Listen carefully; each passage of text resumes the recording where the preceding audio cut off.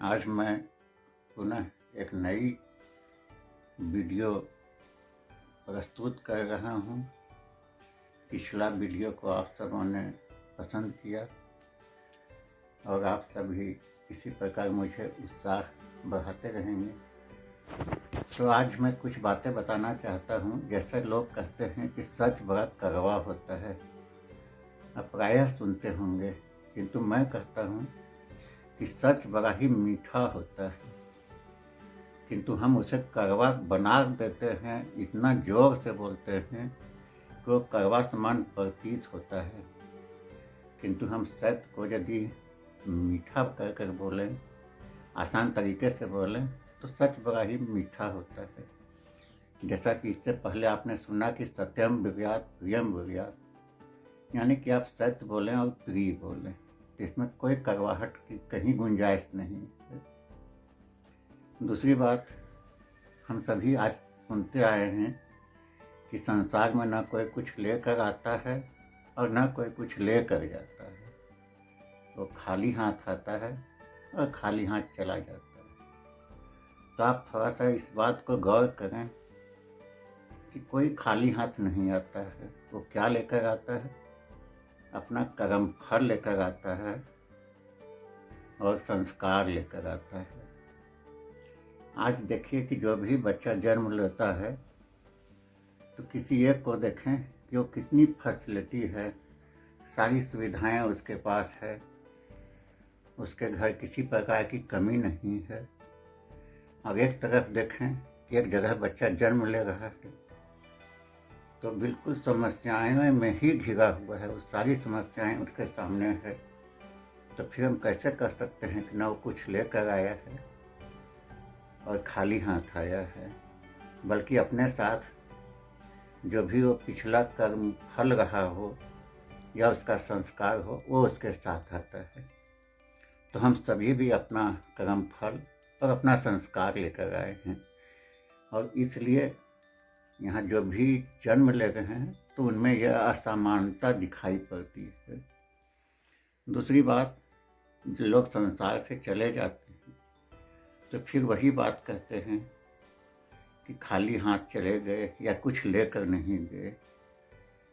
यहाँ तक कि सिकंदर का उदाहरण देते हैं कि वो खाली हाथ आया और विश्व विजेता सिकंदर खाली हाथ चला गया। किंतु आप देखें कि अभी जो चले गए या जो जाते हैं तो पुनः अपना संस्कार लेकर जाते हैं और उनका नाम रह जाता है।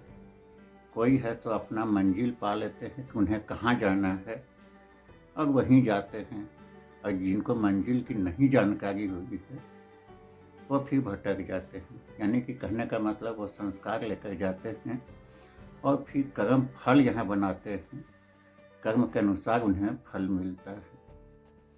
यदि हम रामचरितमानस के बारे में सुनते हैं तो मनुष्य का जन्म का बड़ा ही महिमा गाई गई है। उसमें कहते हैं, बड़े भाग्य मानुष तन पावा, सुर दुर्लभ सत ग्रंथ ही गावा, साधन धाम मोक्ष कर द्वारा, और पाई ने जे परलोक सिधारा। यानी कि मनुष्य जन्म हमें कृपा से मिला हुआ है, और यह अंतिम जन्म है 84 लाख योनि का जो अंतिम मनुष्य है।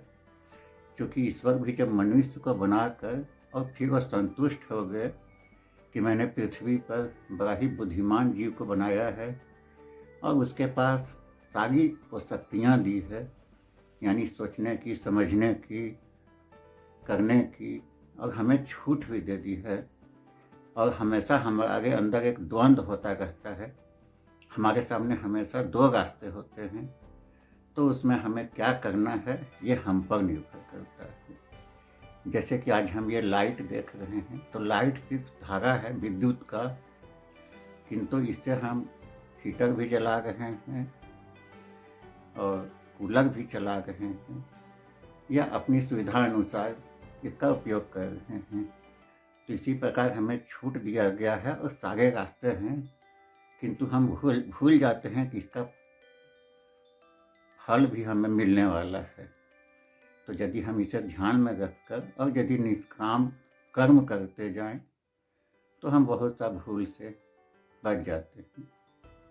हम सभी जब विद्यार्थी थे तो पढ़ा करते थे, जिसमें कि इंग्लिश में इस प्रकार है कि wealth is loss, nothing loss, health is loss, something is loss, but character is loss, everything is loss. यानी इसका अर्थ है कि यदि धन गया तो कुछ चला गया,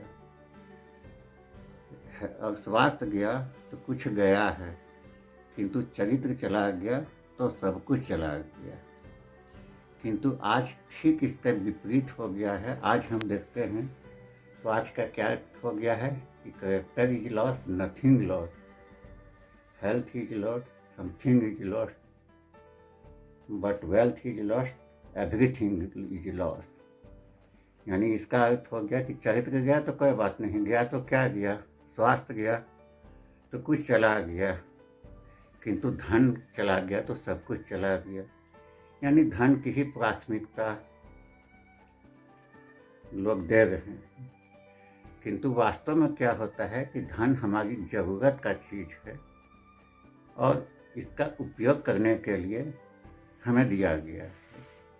किंतु हम इसको कैरेक्टर से भी बढ़कर और स्वास्थ्य से भी बढ़कर यदि महत्व देते हैं तो ये फिर हमें खतरा करता है, क्योंकि यही धन है तो हमें अच्छे काम के लिए होता है, इसका दुरुपयोग भी होता है। तो इसके लिए भी 3 बातें कही गई है कि धन की सिर्फ 3 गतियाँ हैं, दान, भोग और नाश। और इसके लिए संस्कृत में कहा गया है कि जो न ददाति न भक्षते तैसे तृतीया गति भवति। यानी कि हम धन को सिर्फ 3 ही गति में बांट सकते हैं, चाहे तो परोपकार में लगावें या उसका उपयोग करें, और नहीं तो फिर वो अपना रास्ता ढूंढ लेता है। तो बेहतर यह है कि हम पहला दोनों में ही लगाकर और इसका सदुपयोग करें तथा तीसरे की जरूरत नहीं पड़े। तो आज का वीडियो में मैं यहीं आपसे आज्ञा लेना चाहता हूँ। फिर हम अगले वीडियो में मिलेंगे। इसके लिए आप सबों का मेरा नमस्कार।